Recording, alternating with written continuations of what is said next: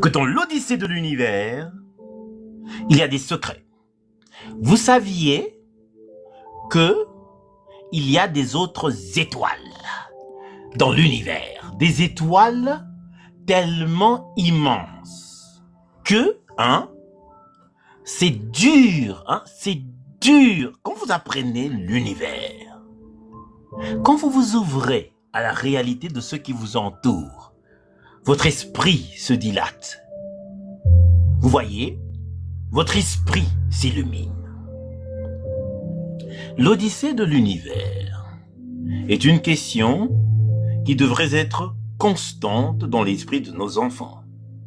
Pas pour les déranger, mais un peu comme ça, dans le sens de réfléchir à l'univers et d'avoir des interprétations de cet univers d'une façon rationnelle. Vous savez que notre soleil, le soleil, l'étoile qui nous donne cette photosynthèse. Attendez, je vais vérifier quelque chose.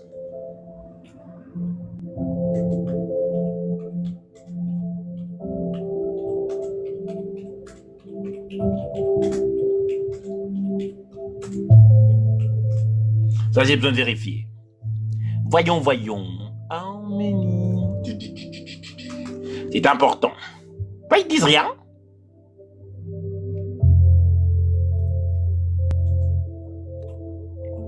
Moi, j'avais pensé que c'était 80 fois. 80 fois. Mais j'ai découvert des choses dernièrement.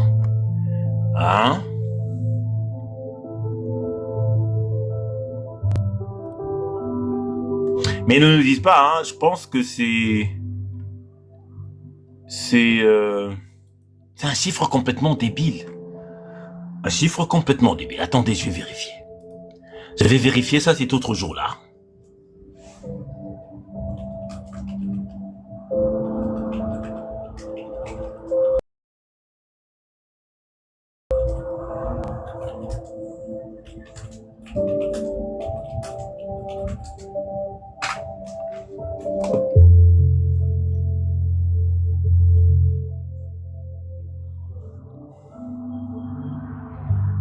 Il y a des débiles dans ce monde. Vous savez, j'étais chez Madame Djeke. Cet idiot il a dit, moi je vais le traquer, Je vais lui couper ses fesses à cet imbécile qui pense que dans sa tête ou dans son autorité, il peut dire quoi que ce soit à qui que ce soit. Moi j'aime pas les gens qui se comportent comme des putains de religieux dans des lives indépendants. Je n'ai aucune tolérance pour ces bêtises. Idiot là, comme il a dit. Oh, tu ne peux pas parler. Toi, tu peux permettre quoi? Tu ne t'es pas permis d'être intelligent dans la vie et tu veux maintenant forcer les gens à être aussi bêtes. Tu veux maintenant forcer les gens à être aussi bêtes que toi? Ma caque.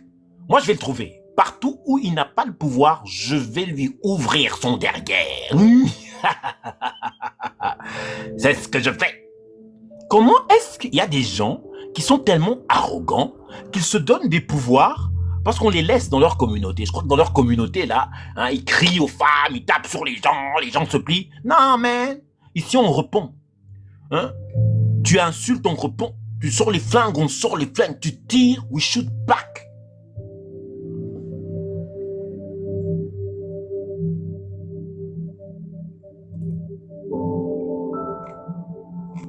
Voilà. Alors, d'après les informations que nous possédons... Qu'est-ce que ça veut dire, ça? Il n'y a pas d'informations? Cette histoire... attendez, je vais voir...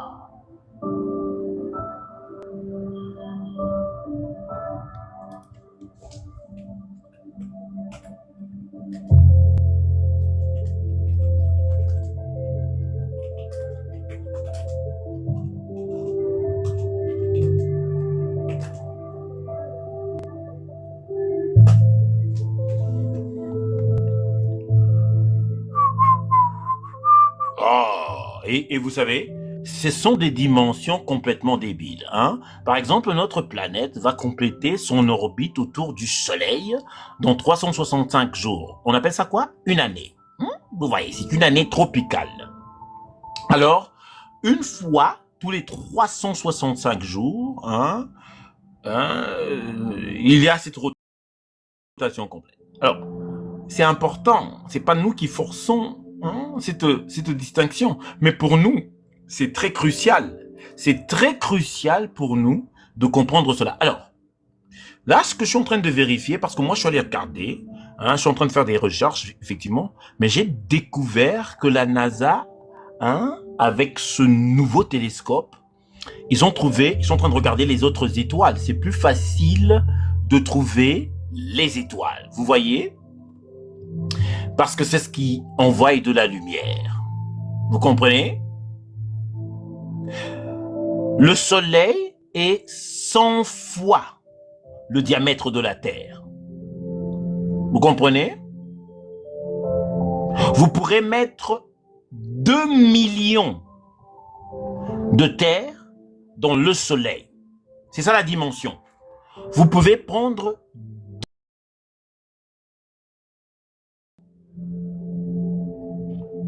C'est débile. C'est complètement débile. Vous comprenez? Alors, le diamètre du Soleil est d'environ, combien? 200? Je crois 200. J'ai pas vérifié, mais la dernière fois que je me rappelle, Oh, d'accord, d'accord. C'est précisément... Ah, voilà. Écoutez, je ne trouve pas. Hein. J'ai regardé, je ne trouve pas. Alors moi, je vous ai donné ce que j'ai appris en physique, mais je crois que ce que dit le Coutumax, c'est vrai. Je crois que c'est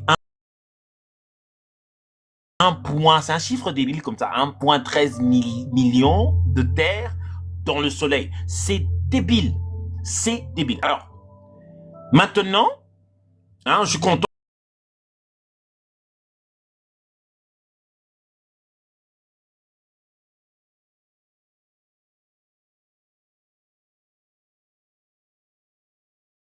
Il s'appelle Stephenson. On vient de la découvrir. Hein, je crois que c'est Stephenson.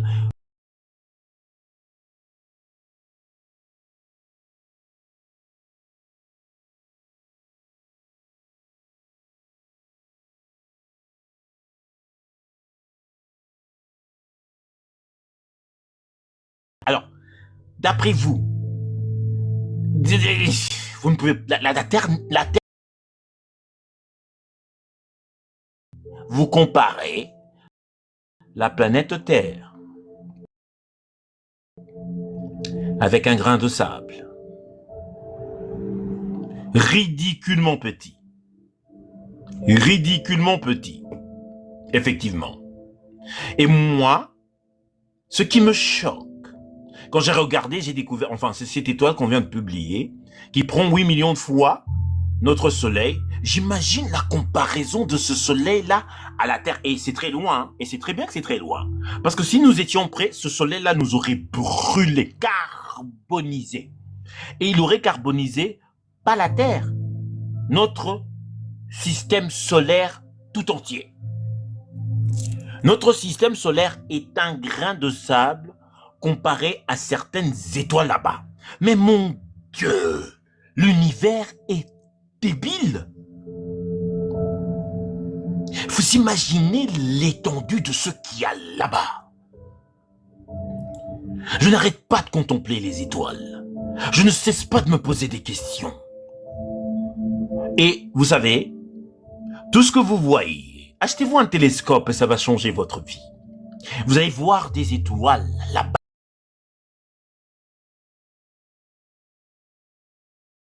dans le tapis noir du...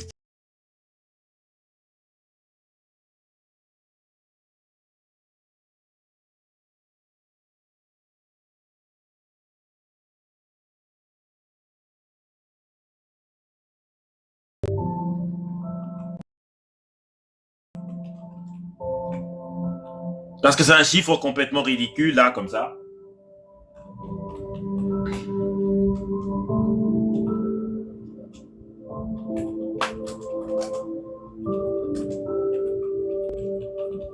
Oh, dude. Voilà, c'est un chiffre débile comme ça. Donc, il y a des choses là-bas.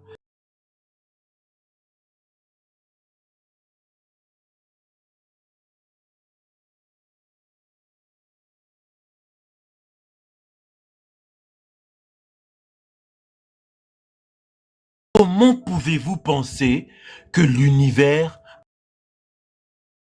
a vous pour élément central? C'est complètement débile. Et c'est ça, c'est ce qui se passe quand vous faites la science. Bonsoir, mon cher Bibiphone.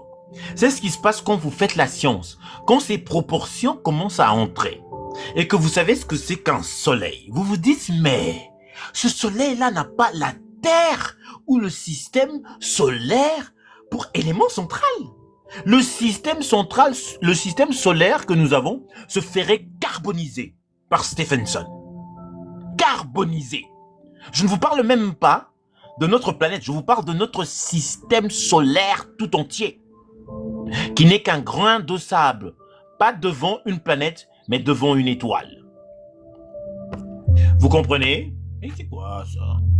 Vous comprenez? Une étoile. Et ça vous change la perception de l'univers. Ça vous fait voir les choses d'une façon différente. Vous entrez dans une différente perception. Et moi, je suis très déçu, quand même Ultimetex, cet idiot-là, qui s'est laissé séduire par André. Il a perdu la lumière de la raison sur la raison. Vous vous imaginez l'immensité de cet univers? Et dire que Dieu, c'est la nature, et la nature, c'est Dieu. Ah, moi, je peux percevoir comment des civilisations regardaient cela.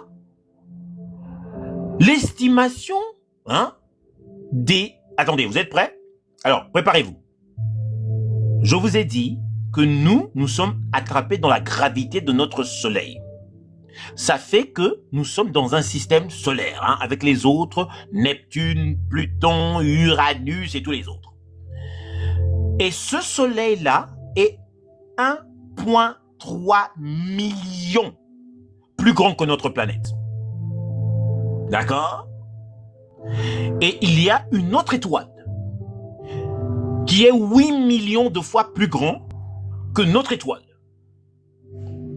Et nous savons que la gravité des étoiles force les planètes tout autour de ces étoiles. Alors, de ce que nous savons, je voudrais que vous preniez un stylo, nous avons découvert qu'il y a préparez-vous, 1, 2, 3, 4, 5, 6, 7, 8, 9, 10, 11, 12. Alors, vous prenez un 2 et vous mettez 12 zéros derrière. C'est ça, le nombre de galaxies observables dans l'univers.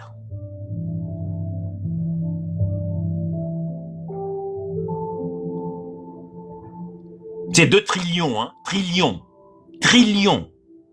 2 trillions de galaxies. Je pense que c'est exagéré. Moi, et c'est dur d'absorber cela. 2 trillions de galaxies. On n'est pas seul, mes amis. On n'est pas seul. Vous comprenez?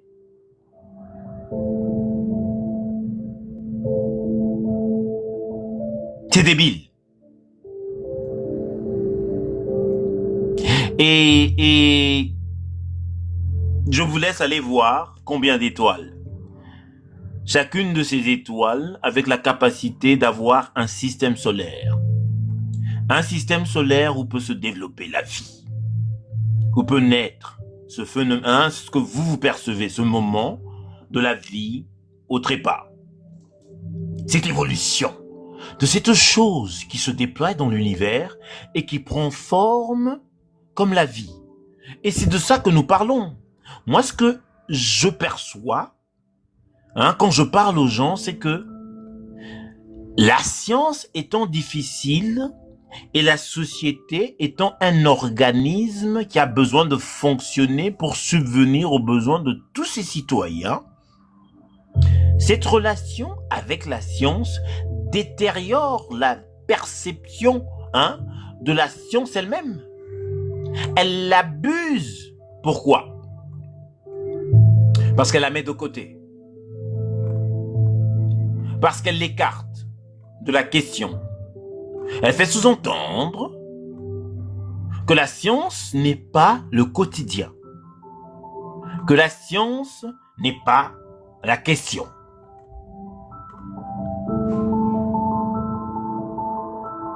Vous comprenez?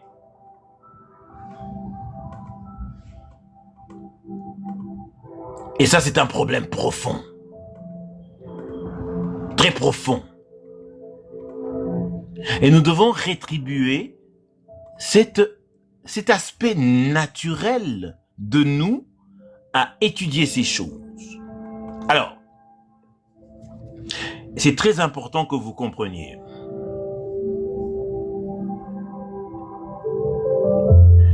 Ah, il y a une très bonne question, hein? Vous savez, la question de l'électromagnétisme, je vais vous révéler un secret. Préparez-vous. Je n'aime pas le dire parce que c'est pas confirmé, mais moi, la théorie à laquelle je m'attache, c'est celle-ci. Vous êtes prêts? Ça sera un peu de l'obscurantisme parce qu'en science, vous ne faites pas ça, hein. J'évite de violer la raison sur la raison. Elle a les standards quand nous parlons de science.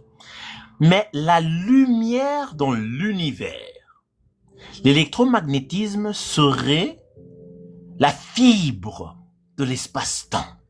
La lumière ne voyage pas, elle est là comme des câbles en dessous de ce ciel noir que vous voyez.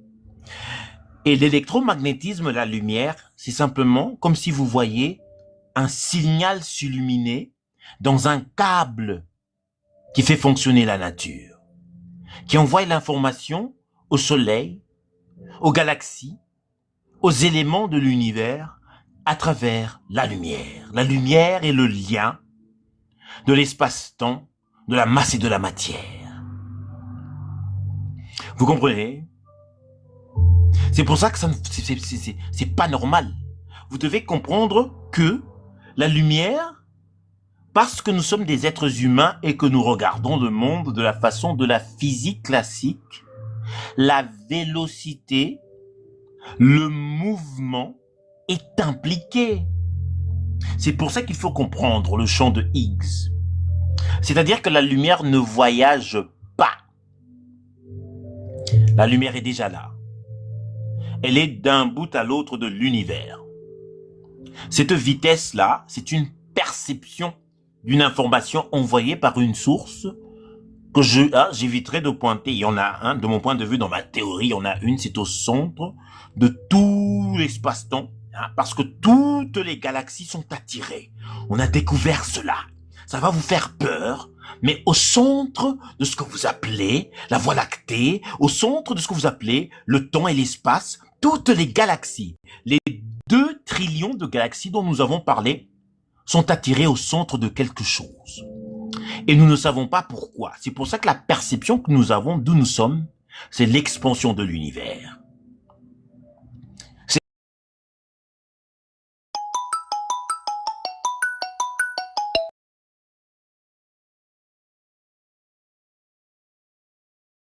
Qui est d'abord ce qui se passe. Alors, vous là-bas, vous, hein, André, toi qui es là, petit Jésulâtre, toi, André, tu es né dans un univers où il y a la symétrie.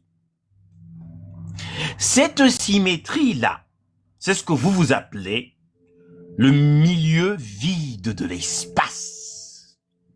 Et nous avons constaté que dans ce milieu vide de l'espace, il est parti le pauvre André, hein. André, faut rester, hein. Après que je t'ai piétiné, maintenant il faudra t'apprendre à réfléchir.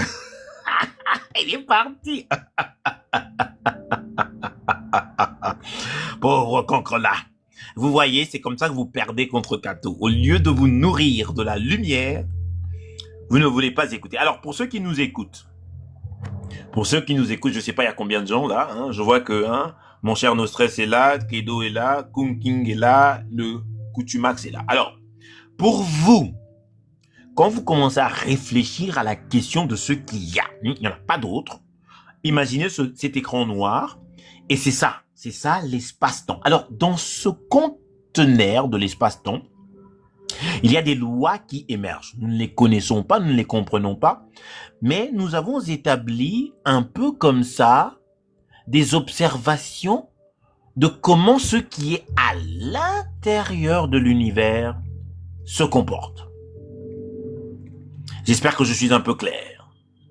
Comment ce qu'il y a dans l'univers se comporte. c'est-à-dire les particules fondamentales, les forces de la physique, et effectivement tout ce qui en découle. La matière, la masse, a un comportement précis dans l'univers. Et ça peut s'étudier.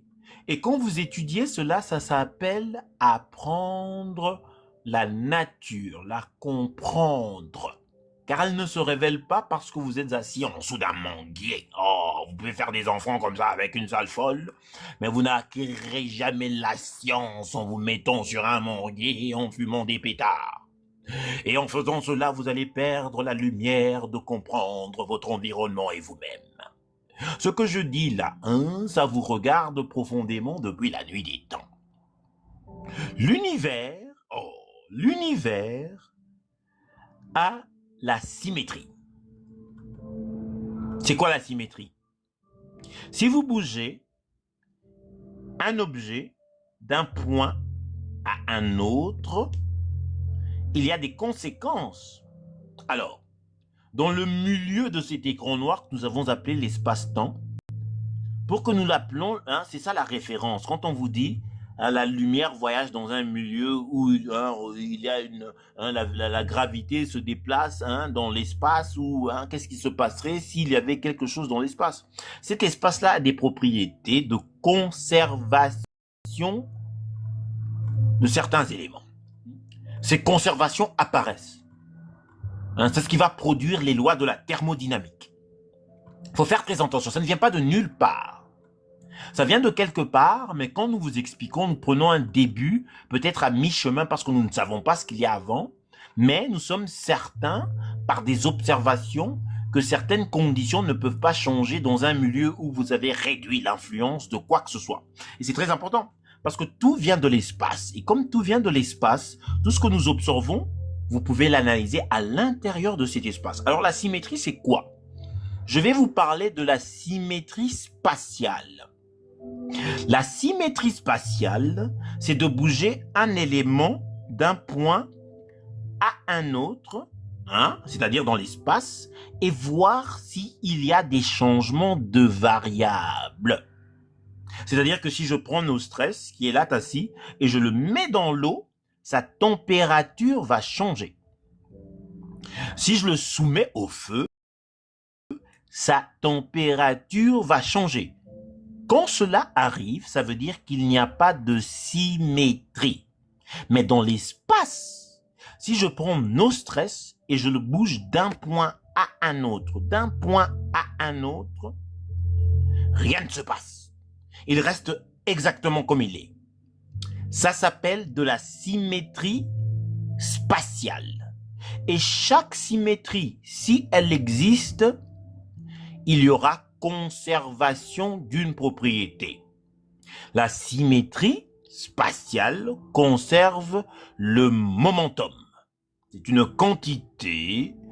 Alors, comme nous sommes au niveau supérieur, qui peut me donner la formule du momentum? Vous avez 5 secondes. Voilà, l'invariance liée à la symétrie, vous pouvez dire cela comme ça. Mais essayons d'être clairs, parce que quand je vais dire l'invariance, ils vont aller perdre la tête. Alors je leur explique très clairement ce que ça veut dire. Vous bougez un objet d'un point à un autre, s'il n'y a pas conséquence sur ce système, c'est une symétrie spatiale. Mais toute symétrie implique une conservation de quelque chose. Le momentum, mon ami, le momentum. Vous savez, le momentum, vous allez l'acquérir parce que vous avez de la masse. Et quand vous parlez de momentum, vous parlez de ce que la masse devient quand elle est influencée, en l'occurrence par la vélocité. Cette quantité, c'est pour ça que je vous explique la conservation spatiale, c'est-à-dire vous allez d'un point A à un point B. Vous avez bougé dans l'espace. Et la caractéristique du momentum n'est pas toujours conservée. Dans un accident, vous avez le momentum, certes, pour vous donner des informations sur la chose, mais le momentum peut changer dû à l'influence extérieure. Le momentum d'un objet dans l'eau n'est pas la même chose que d'un objet dans notre environnement ou dans l'espace. Mais dans l'espace, il y a la conservation spatiale, donc le momentum. La deuxième variable, c'est la symétrie temporelle. C'est-à-dire que quand je bouge nos stress d'un point à un autre dans l'espace, je conserve certes le momentum, mais je dois regarder ce qui se passe d'un point à un autre. Est-ce que nos stress perdent quelque chose dans la durée du temps du point A au point B? Oh, nos stress, le momentum, hein, le momentum. Allez voir ce que c'est. On va parler du momentum plus tard. Mais je voudrais que vous compreniez d'abord l'espace où vous vivez et ce qui fait jaillir les lois que nous connaissons. Parce que nous allons entrer dans la physique quantique. Il faudra que vous compreniez ce qui est violé dans la physique quantique et ce qui n'est pas violé dans la physique classique. Dans la physique quantique, il y a des problèmes de conservation de certains objets. Dans un milieu comme l'espace, dans la symétrie spatiale, il y a la conservation du momentum parce que vous regardez le comportement après avoir bougé d'un point A à un point B. La symétrie temporelle, c'est quand vous bougez d'un point A à un point B, il y a un temps qui se consume. Alors vous regardez l'objet qui subit ce déplacement. Et si l'objet n'est pas altéré, vous avez la conservation de l'énergie. C'est ça, nos stress. C'est ça, le momentum. Mais le momentum, il est différent dans la physique quantique. OK? Alors, le momentum masse multiplié par vélocité, ça devient une autre chose au niveau quantique parce que les particules fondamentales sont en mouvement constant. Donc, comprenez que la symétrie des choses devient différente parce qu'eux, ils sont en mouvement constant. Vous, on observe dans la physique classique, après un bout de temps, y a-t-il conservation spatiale et nous sommes à la conservation temporelle. Et quand il y a symétrie dans la temporalité, il y a conservation de l'énergie. Vous avez compris? Vous comprenez comment on découvre ces choses-là? Parce que si je regarde nos stress qui courent pour 5 minutes et il y a perte d'énergie. Mais si je déplace nos stress et il arrive à un point et il n'a pas changé, je regarde l'heure, je dis il a conservé son énergie. Symétrie temporelle. Symétrie spatiale, le momentum. Symétrie temporelle, l'énergie. Mais est-ce que les objets s'arrêtent là? Vous voyez, nous parlons de l'univers. Il y a donc le momentum, l'énergie qui déclenche toutes ces questions de la thermodynamique. OK. Le momentum qui déclenche tous ces problèmes du changement du système. Mais il y a une autre variable, très très importante. C'est que quand un objet bouge, il n'y a pas que son aspect de bouger dans ce système qui est l'espace-temps et l'univers. Certes, il bouge dans l'espace d'un point A à un point B. Il bouge à travers le temps d'un point A à un point B. Mais aussi, dans son mouvement, il a des comportements qui définissent ce mouvement. Et cela, vous le comprenez en regardant la fonction, la courbe qu'elle génère dans un espace. C'est pour ça que quand vous regardez, je me rappelle pas très bien, j'ai fait la physique il y a longtemps, je crois que les équations de pression qu'utilisent les plombiers comme Anango, ou je sais pas moi, les débiles là, comme ça, il y a la pression et la densité, et on vous dit que ça affecte ce que vous appelez le stream. Le stream, c'est quoi? C'est la fonction que génère une particule en déplacement, et d'habitude, elle est tangente à sa direction.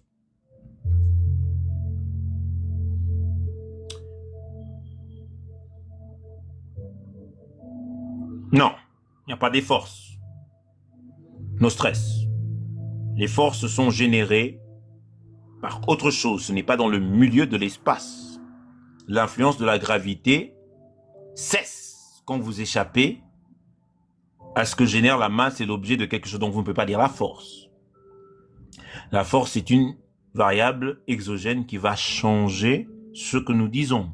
Si vous subissez une force, certainement il n'y aura pas symétrie temporelle. Vous allez accélérer. Faire très attention. Vous comprenez? Ces forces-là dans l'univers deviennent nulles quand vous êtes dans un espace où il n'y a pas de gravité. C'est pour ça qu'il y a l'orbite.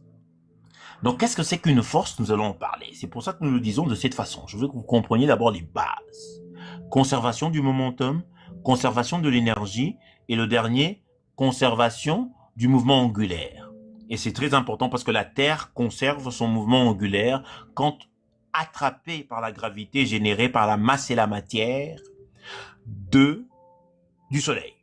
Alors, vous voyez, nos stress, que la masse et la matière génèrent une force comme la gravité, mais que ce n'est que influencer les objets autour de cette gravité. Loin de cette gravité, la question c'est qu'est-ce qui se passe? La symétrie.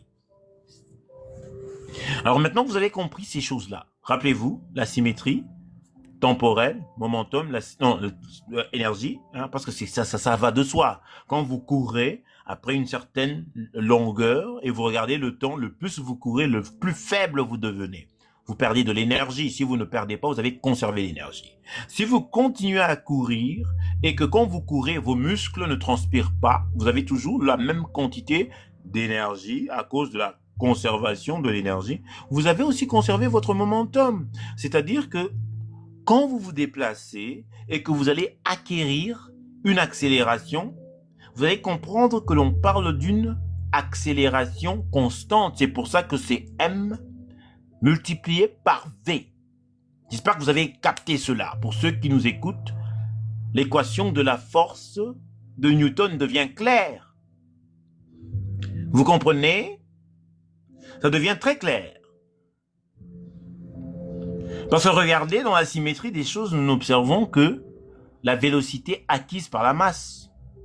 Alors que l'accélération dont parle Newton, eh bien, c'est la vélocité originale, la vélocité finale moins la vélocité originale.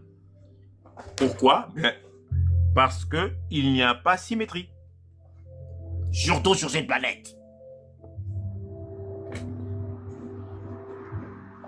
Donc, apprendre à associer ces choses-là, c'est très important pour que vous compreniez. Ah, je comprends.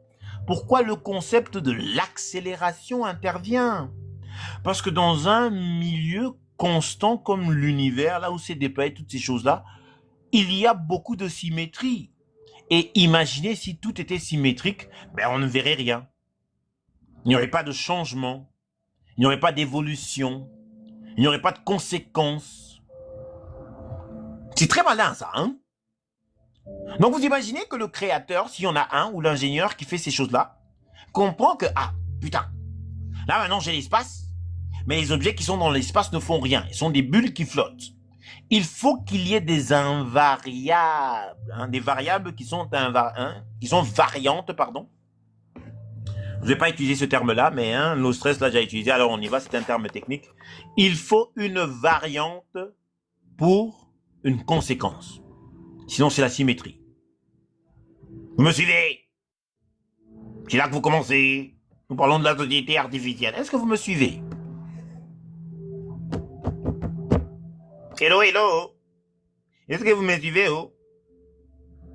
Vous savez, moi quand je réfléchis pour moi-même, je réfléchis pas comme ça. Mais oui, d'accord, alors, voilà.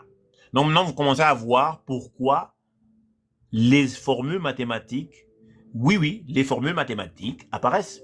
Parce que si vous regardez, le lieu où se déclenche le Big Bang, c'est un lieu rempli de symétrie. Et pour que ce Big Bang se déclenche, il faudra qu'il y ait une variante de la condition de la symétrie. Sinon, la symétrie reste invariante, comme l'a dit Nostress. Alors, pourquoi? Donc, ça vous dit que quand vous regardez le Big Bang, quand vous regardez la singularité, quand vous regardez la théorie des cordes, c'est une conséquence d'un travail accompli quelque part, travail que nous ne pouvons pas identifier. Mais parce que nous avons la compréhension des parce que nous avons perçu la symétrie, vous commencez à établir des raisonnements corrects sur la théorie des cordes, sur l'origine de la singularité et l'expansion de l'univers. Parce que les choses testées dans ce milieu sont remplies de symétrie. Hein, vous entendrez, dans le milieu de l'espace, les choses sont plus ou moins constantes. C'est très naturel. Moi, je voudrais pas que vous alliez dans une classe de physique et commencer à vous emmerder, hein, parce que ça va vous agacer. Moi, je vous parle de cela et après, on va regarder les lois de la thermodynamique, d'où elles émergent et que comment ces lois-là suscitent tout ce que vous voyez autour de vous, la chaleur, le froid, la transformation, l'entropie, l'enthalpie, tout cela. Mais moi, je voulais que vous ayez un sens d'où, hein, le petit coin de votre, hein, le petit quartier où vous habitez, il ressemble à quoi? Et il est rempli de symétrie. Il y a de l'énergie, du momentum et la conservation du mouvement angulaire. Alors, moi, je vous dis ça pour que, quand nous parlons de la société artificielle, la société artificielle apparaît dans un système déjà altéré, la Terre. La Terre est un système qui découle de l'invariante de l'espace pour produire ce que vous percevez. Ah non, je vais vous dire, hein, les gens ne se rendent pas compte, mais si vous maîtrisez et comprenez mathématiquement les lois de la thermodynamique, vous allez tout comprendre en physique. Tout comprendre. Ce sera très facile pour vous de percevoir quelque chose. Parce que maintenant, en vous, là, quand vous faites des sommes, maintenant, vous savez que dans le milieu de l'espace, il y a la symétrie. Alors la question, c'est quand est-ce que la symétrie est violée? Quelles sont les choses qui peuvent violer la symétrie? Il y a l'accélération, la vélocité, la radiation, l'influence de ces choses. Toutes ces choses-là altèrent la symétrie de tout ce qu'il y a dans l'univers.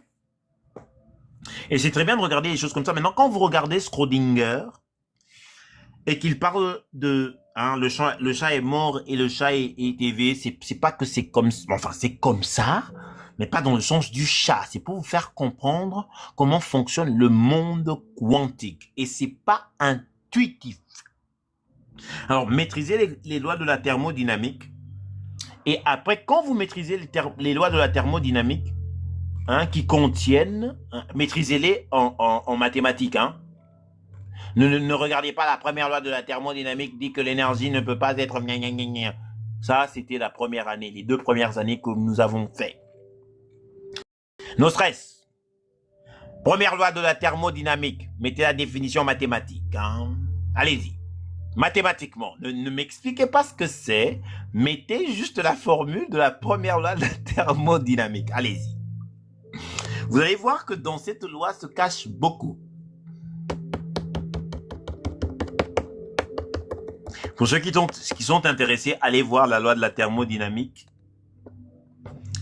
qui établit effectivement, hein, l'énergie ne peut être créée ni détruite, seulement être transformée, hein, et vous allez comprendre.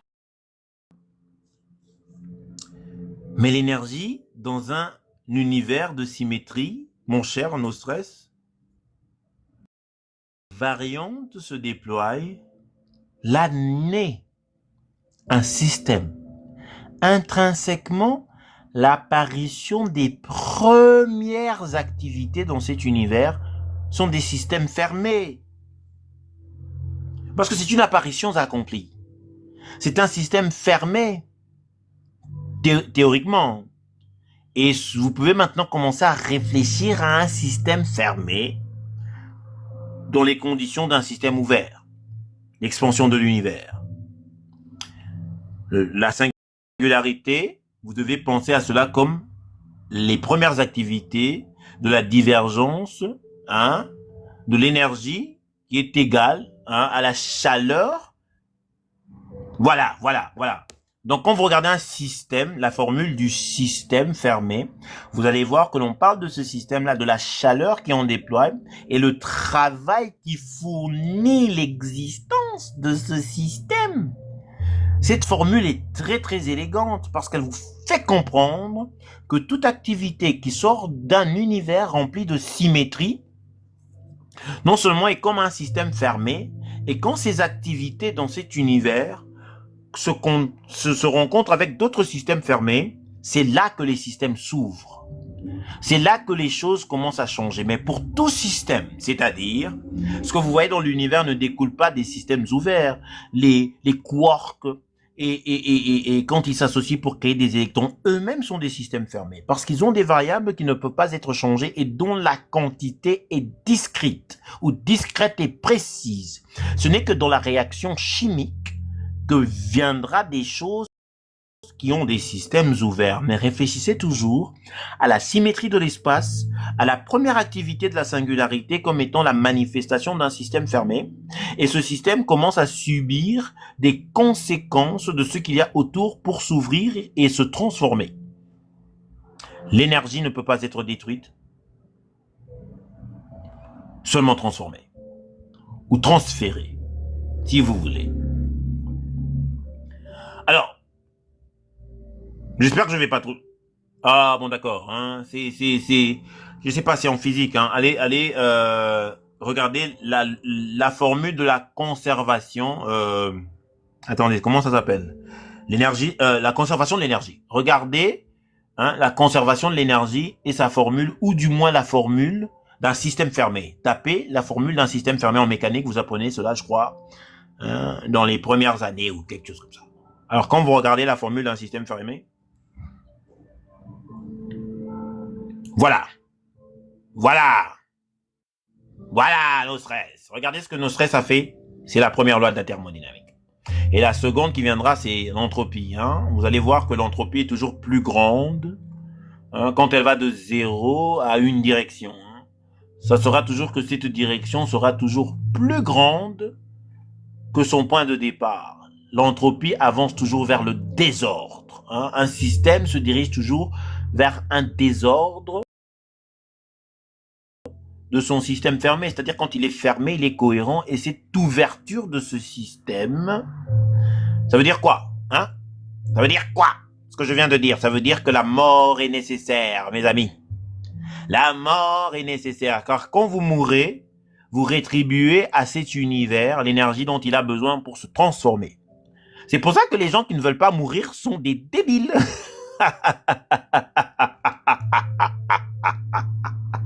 La mort est une nécessité pour le fonctionnement de l'univers.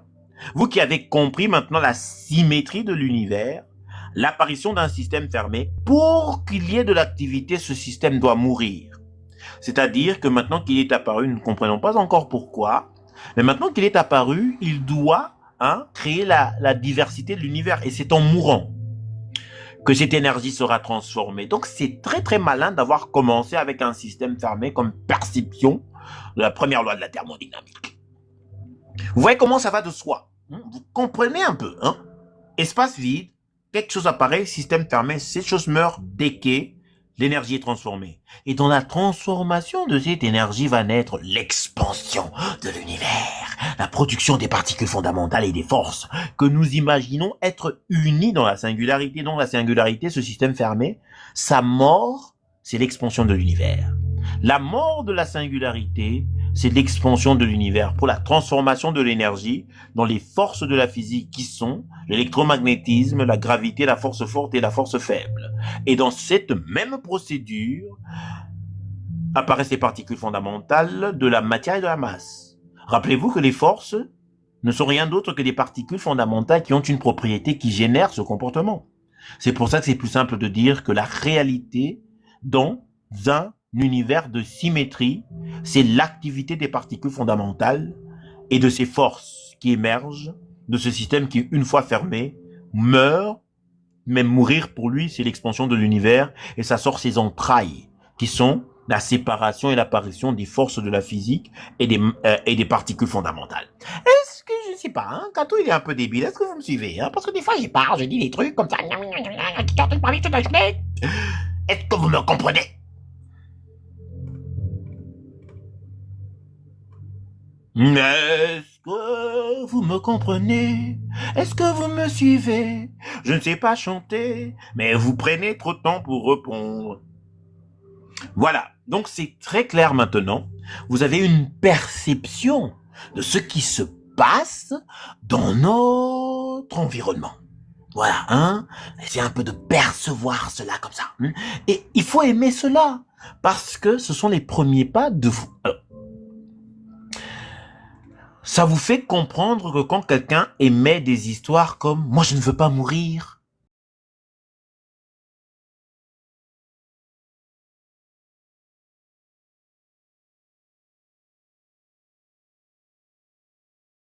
maintenant vous voulez plus partager.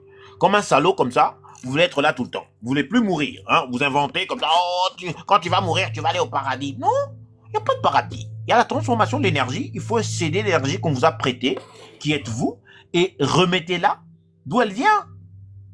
Le concept liturgique est profondément euh, euh, euh, abominable, ignoble.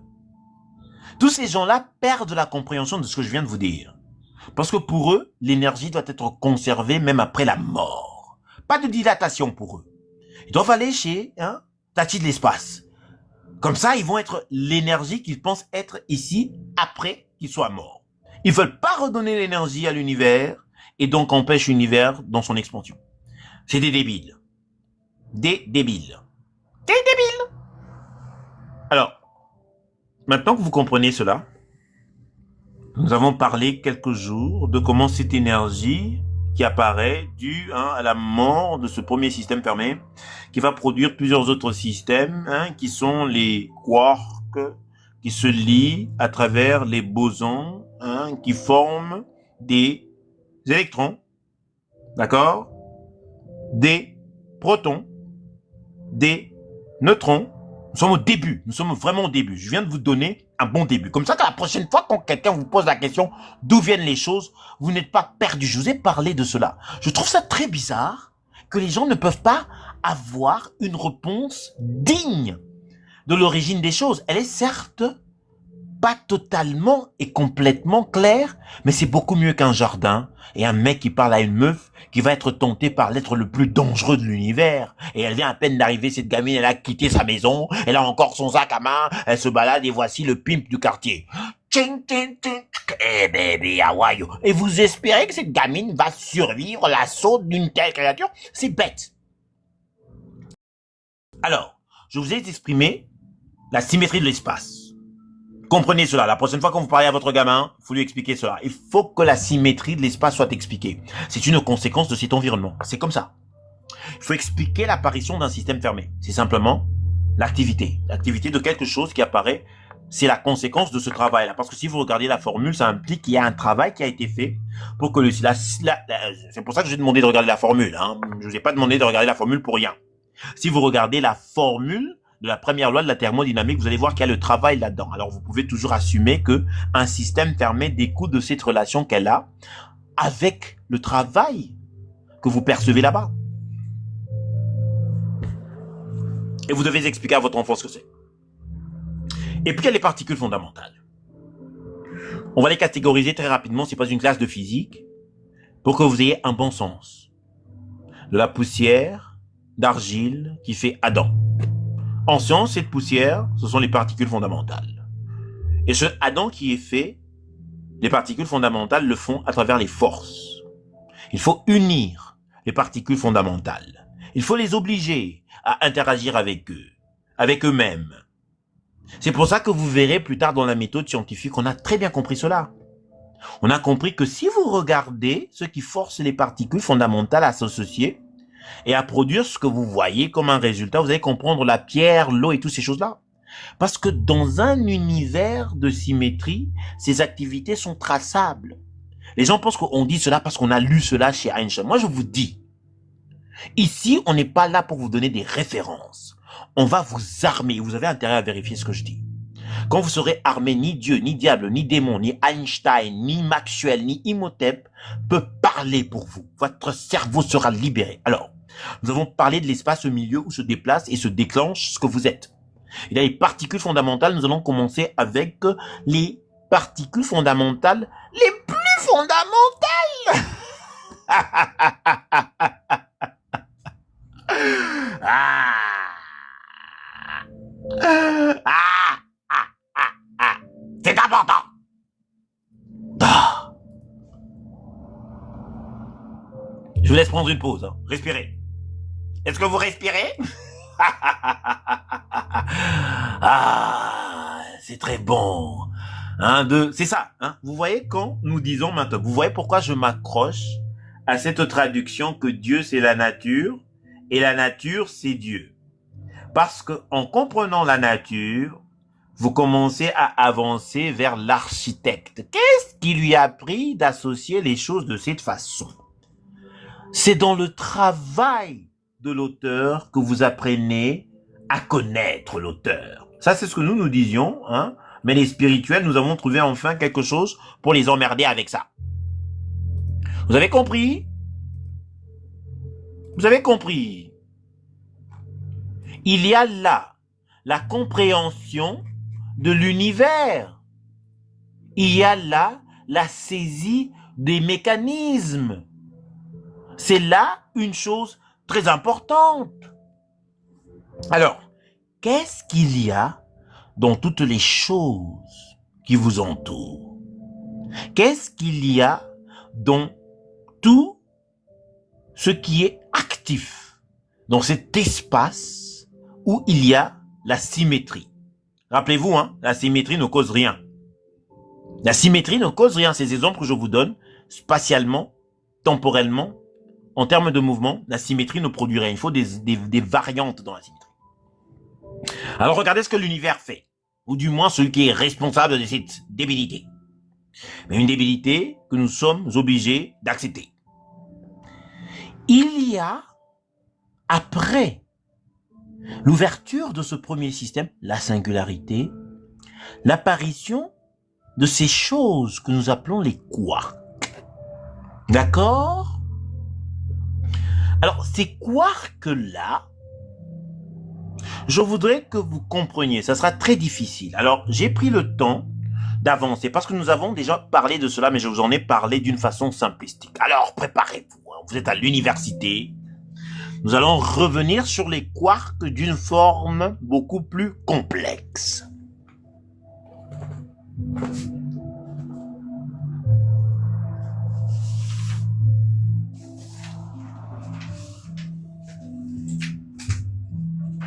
Alors.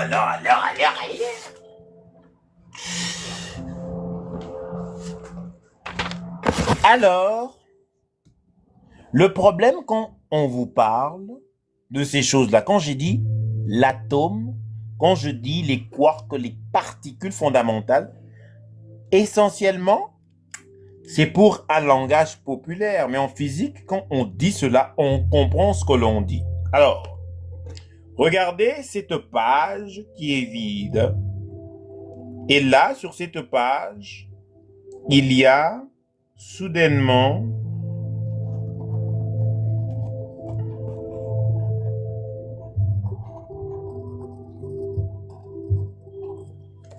de l'activité.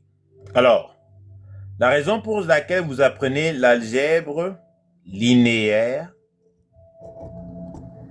et la raison pour laquelle on vous parle des vecteurs, ces outils-là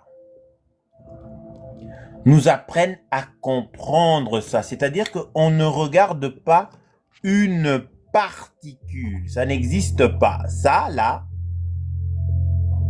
ça n'existe pas. Techniquement, hein, ce qui se passe, c'est qu'il y a une activité.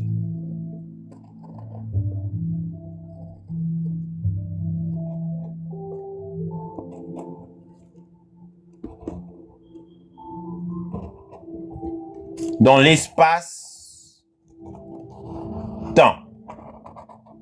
C'est-à-dire que vous arrivez dans l'espace-temps et soudainement dans l'espace-temps, il y a une activité. OK? Faut que vous compreniez. Et l'activité, nous ne savons pas ça vient d'où. En bas ici, il y a le travail et va immerger de ce travail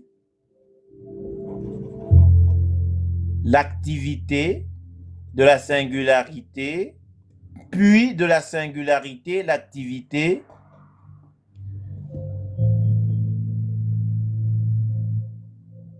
Cette activité-là prend des formes différentes. Il y a un travail que nous ne comprenons pas. Hein, ça, c'est dans l'espace-temps. Ça là, c'est l'espace et le temps. Hein. Vous devez comprendre que dans une équation mathématique, l'espace et le temps est lié. À chaque fois que vous consumez l'espace, nous avons déjà parlé, vous consumez l'espace, vous consumez le temps. Ils sont liés. Vous consumez l'espace, vous consumez le temps. Et quand je vous disais que, quand nous regardons l'activité ici, espace-temps, il y a de la symétrie. Quand ça commence à s'activer, c'est-à-dire que c'est comme si vous regardez une radiation qui commence à se... qui commence à... Il n'y a pas de matière, c'est juste une influence. Ces influences-là ont des comportements différents. Alors, je vais vous montrer. Regardez. Influence. Attendez.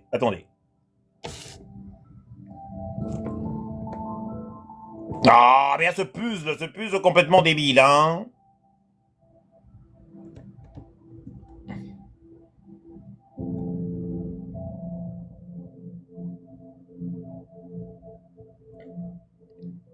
Pardonnez-moi, il y a ce petit puzzle-là, ou puzzle, qui apparaît. Oui, nos stress.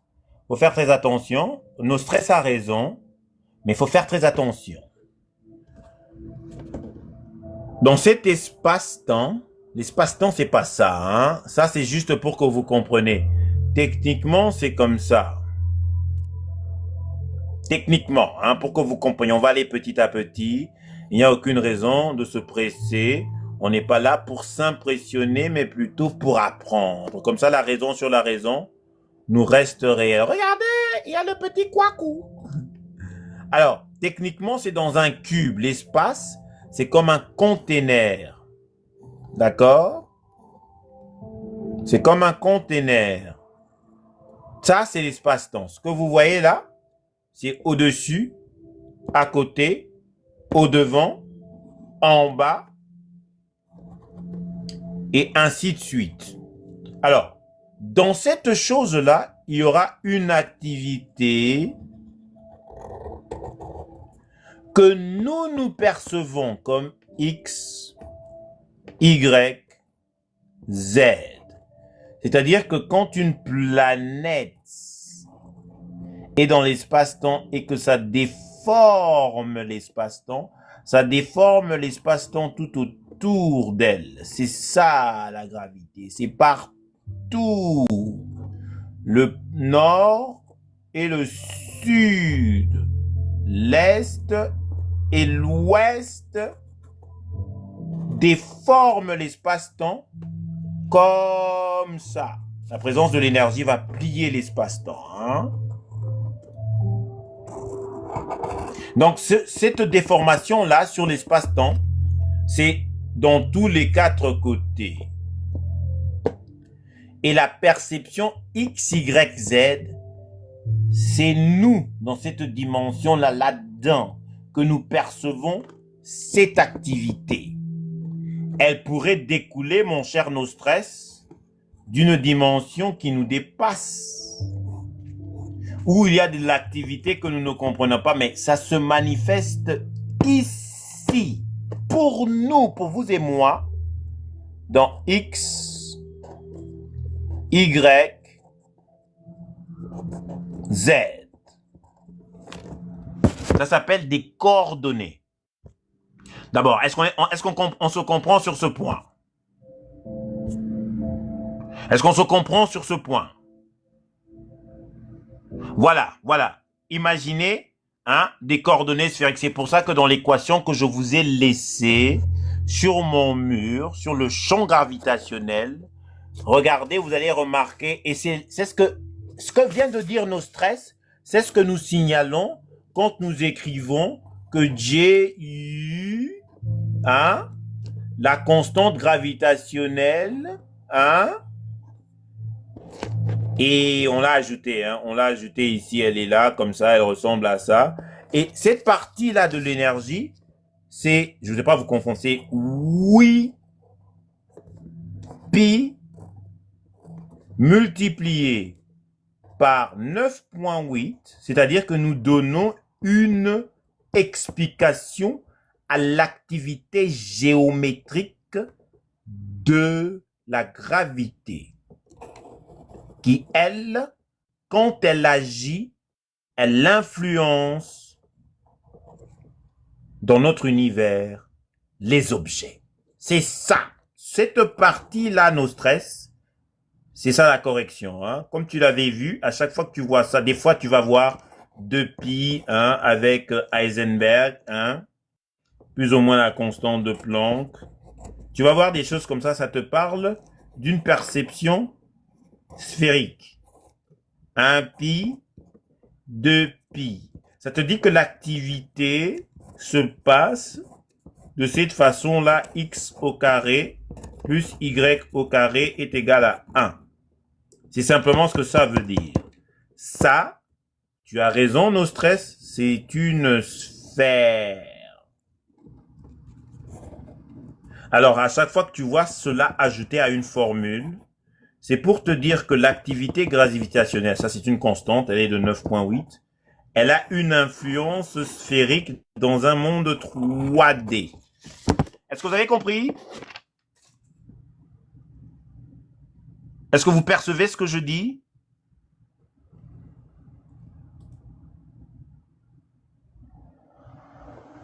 Oui, si vous voyez, voilà. Si vous voyez 2π, c'est pour simplement vous dire, mais vous allez très bien, d'accord. Alors, si vous regardez l'équation différence du champ gravitationnel, on n'utilise pas 2π. Des fois, on utilise 4π ou, je sais pas moi, 8π pour vous expliquer que l'influence est d'une moitié sphérique ou sphérique, 8π. J'espère que c'est clair. C'est clair? Vous avez compris? Moi, je ne voudrais pas avancer si on n'a pas compris. Est-ce qu'on a compris?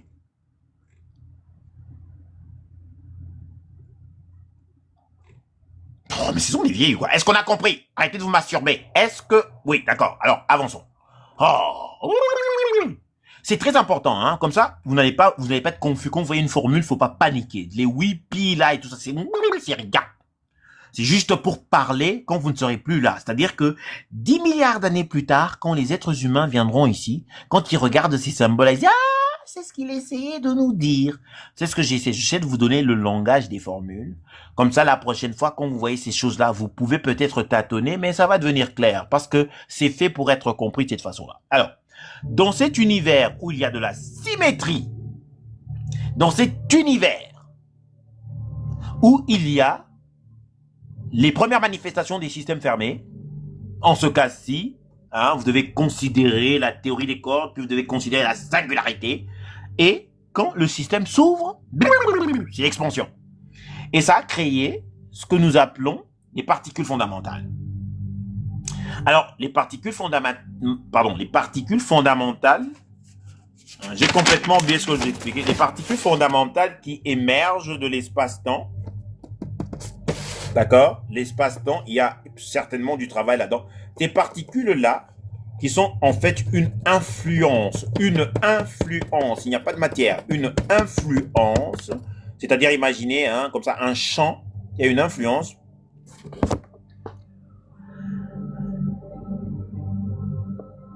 Oui, c'est très important. Il faut toujours, surtout pour ceux qui ne sont pas bons en maths, vous n'êtes pas obligés de réfléchir dans l'abstrait. C'est pour ça que avoir un laboratoire, quand vous étudiez la physique, c'est très important. Vous contextualisez ce qu'on dit. Alors, vous avez vu ce que nos stress fait. Trouvez votre méthode, mais au moins apprenez la nature. Ce que l'on dit ici, c'est la réponse d'où vient l'homme, d'où viennent les choses. Faut maîtriser ça. On doit nettoyer de votre tête le poisson des traditionalistes avec leur moon. L'homme émerge du cul de la girafe. Ou il sort d'un jardin comme ça, avec un mec et une meuf qui se baladent en donnant des noms aux lions et aux cochons, en ayant des conversations complètement débiles. Ce n'est pas ce qu'on fait ici, nous on est des gens sérieux. Alors là on vous donne une traduction de l'origine des choses et je vous explique pourquoi. Si vous allez là-bas dans l'espace, vous allez constater la symétrie. Et quand vous allez constater cette symétrie, vous allez dire, je comprends maintenant pourquoi les choses font ça. Voilà, c'est objectif. Alors, cette influence va apparaître et des influences qui apparaissent, nous allons dire que elles ont des variations.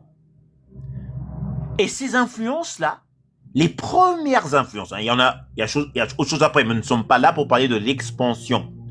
Rappelez-vous, nous allons parler de l'expansion plus tard, et je vais vous expliquer l'expansion avec des formules. Nous allons parler de Hubble, nous allons parler de Friedman, nous allons parler de Walker, nous allons parler de Robertson, nous allons parler de Lemaître. Il faudra vous préparer au combat. Vous allez comprendre d'où vient le laser. Alors ces activités-là, les premières activités en termes de ce qui est vous, c'est les quarks. Et il y en a 6. Si vous êtes là et que vous êtes en face de votre ordinateur, il faut taper le modèle standard des particules élémentaires. Si vous voulez suivre, si vous tapez le modèle standard des particules élémentaires, ça devrait sortir. Alors, les quarks apparaissent. Ils émergent de ce que je vous ai dit, de ce travail qui se retrouve préalablement de la singularité. Et elles apparaissent pendant l'expansion, quand le système s'ouvre, et il y en a 6. Le up, le down, le charme, le strange, le top et le bottom. C'est des noms complètement débiles. Mais ce sont les premières choses, vous voyez? Il n'y a aucune conséquence scientifique avant ces choses-là. Ce sont des vrais noms propres. Ceux-là sont les originaux. Les papas des papas. Les daddy de tout. Le début de tous les débuts.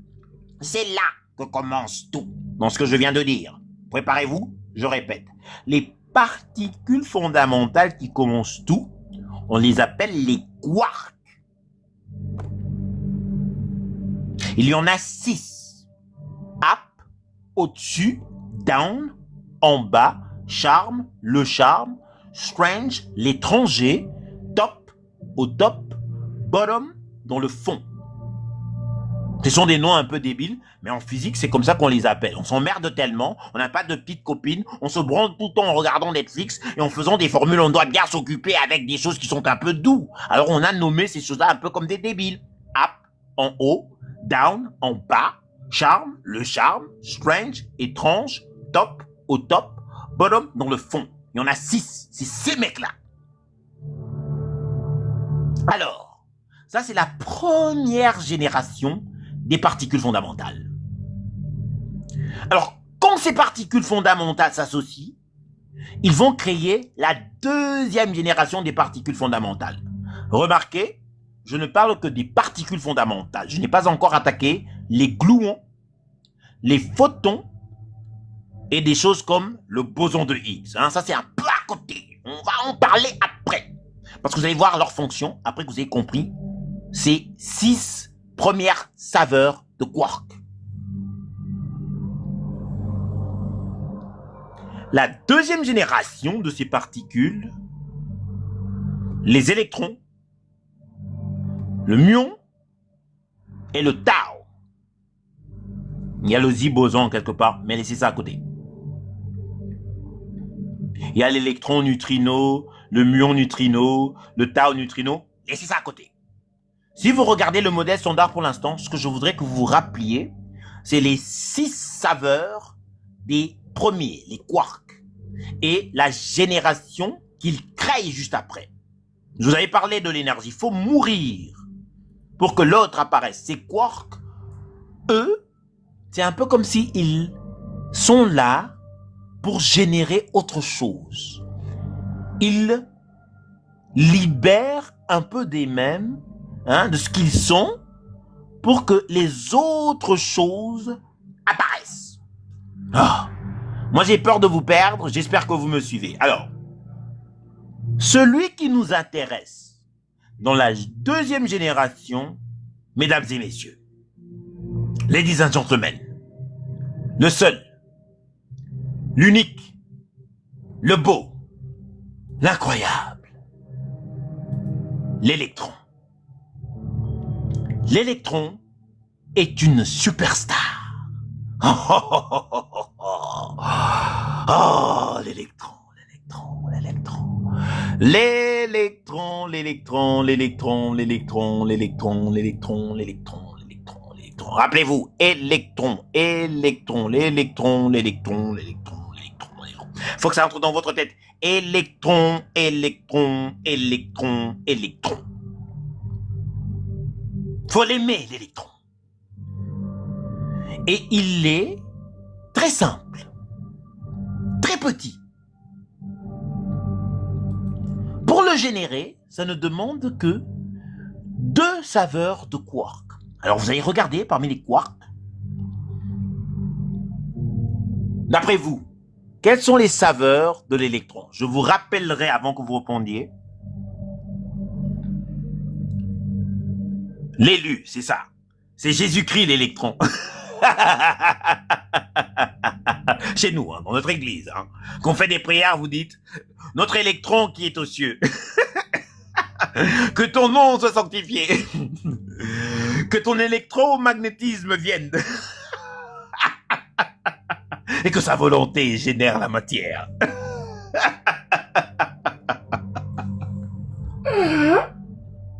Ah, j'irai en enfer. Ils vont m'envoyer en enfer, c'est définitif.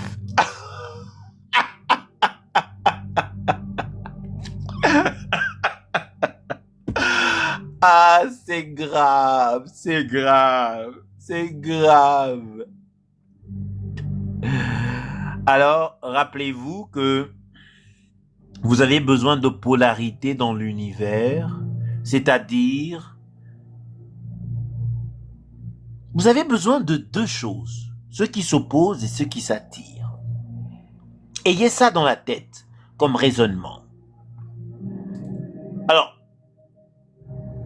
pourquoi je vous dis ça? Pour que quand vous regardiez le modèle standard, vous comprenez ce que font les quarks. Les quarks ont des propriétés. D'accord. Alors, moi, j'essaie de voir comment je peux expliquer ça sans que j'entre dans le champ de Higgs ou dans les bosons, parce qu'ils sont très impliqués dans ce que nous disons. Je voudrais seulement que vous compreniez la composition d'un électron.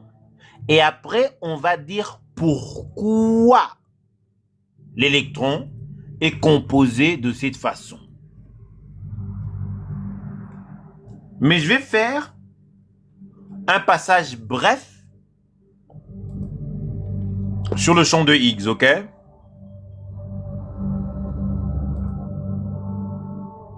Est-ce que vous me suivez?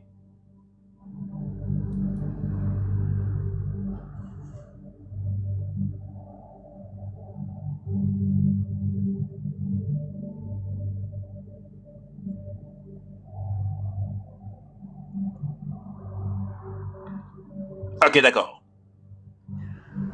Bon, allez. Comment on va faire ça? Je voudrais que vous imaginiez cet univers dont nous parlons dans sa forme de ce bloc-là. Hein, vous vous rappelez? Ce que vous voyez ici, c'est une perception, comme l'a dit Nostres, plate. Hein, cette perception-là, c'est x au carré plus y au carré est égal à 1. Hein. Vous pouvez tracer un cercle là-bas. Mais regardez cela comme ça, comme un bocal. Dans ce cas-là, hein, ça devient 8pi la chose. Donc c'est une sphère ou un cube. Et dans ce cube-là, prend toutes les activités dont nous parlons. Alors, il y a dans le modèle standard, et je vais passer dessus très vite, d'autres particules fondamentales qui ne sont pas les électrons, ok? Qui sont les gluons, les photons, les bosons, et il y a différents types de bosons. Mais gardons la pêche. Donc, nous avons les quarks dont on a parlé. Maintenant, nous venons d'introduire une autre variété. J'avais pas voulu dire ça, j'avais voulu rester, mais on va quand même introduire l'autre variété. Nous avons une autre variété de cette même activité qui ne se comporte pas comme up, au-dessus, down, en bas, charme, le charme, strange, l'étrange, top, au top, bottom, dans le fond. Ça, ce sont les 6 saveurs de quark. Alors, il y a une autre saveur, d'autres particules fondamentales qui ne sont pas les quarks. Ce sont les gluons, les photons. Oh, vous l'avez entendu. C'est l'autre superstar de la question. Le photon. Et vous avez les bosons. Et dans les bosons, il y a des variétés de bosons. Il y en a qui sont responsables de la force faible. D'accord? Et vous avez ceux qui sont responsables de la masse. Alors, il y a à part les quarks, je n'ai ajouté que 3 types d'autres particules fondamentales à ajouter à ces 6 autres-là qui sont le gluon, le photon et le boson. Et dans les bosons, il y a 3 types, jusqu'à présent, il y en a ce qu'on sait, 3 types de bosons. Vous voyez, ça c'est compliqué, je ne vais pas aller là-bas, mais gardez la pêche, restez concentrés. Il y a le Z-boson, le W-boson et le boson de Higgs. Le boson de Higgs, faites très attention, il s'appelle le boson scalaire. Le boson scalaire, c'est-à-dire qu'il permet l'espace. Vous comprenez?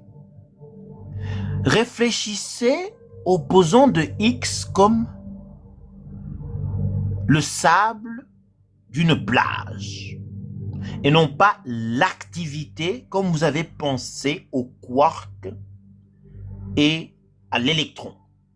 Pensez au boson de Higgs comme un grain de sable et vous le multipliez pour créer une plage. Cette plage-là a beaucoup de sable. Alors vous prenez ce sable-là, vous le déversez dans l'espace-temps. Ce cube dont je vous ai parlé. Donc, oui, il y a les maisons. Nous allons parler des maisons, mais les maisons, laissez ça à côté. Nous allons vous dire ce que sont les maisons. Vous savez, les maisons, c'est une variation. J'aime pas le dire comme ça, mais c'est une variation de l'électron. Il y a des problèmes de quark là-dedans. On va en parler, ne vous en faites pas. Mais gardons d'abord ça. Ok? Laissez les maisons à côté. Nous allons les attaquer plus tard. Je voudrais que vous pensiez à ce cube rempli de sable. Et ce sable-là sont des bosons. Et pour vous, je voudrais que vous pensiez à ces grains de sable comme les bosons de Higgs. Bah, allez, je vais peut-être vous montrer ça, avec cette boisson ignoble que je possède. Attendez, on va faire l'exercice. Moi, je voudrais que ça soit clair. Attendez, ne bougez pas. Nous sommes en science ici, j'ai pas un laboratoire, mais j'ai beaucoup de choses dans ma chambre. Je vais aller chercher quelque chose, puis je reviens dans le bureau, ok?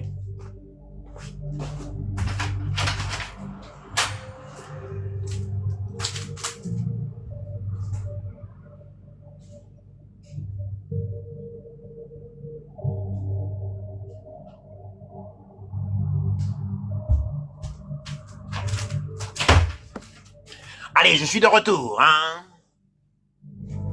Vous savez, si vous vivez avec moi, vous allez me détester, J'adore être dans mon bureau. Je dors dans ce bureau quand je fais des débilités, mais j'ai ma chambre là-bas qui est encore plus encombrée que les lieux. Oh, c'est horrible. Alors, ça là, c'est le bocal de l'espace-temps, d'accord? Et les bosons de Higgs, vous voyez ça? Ça, c'est l'espace-temps.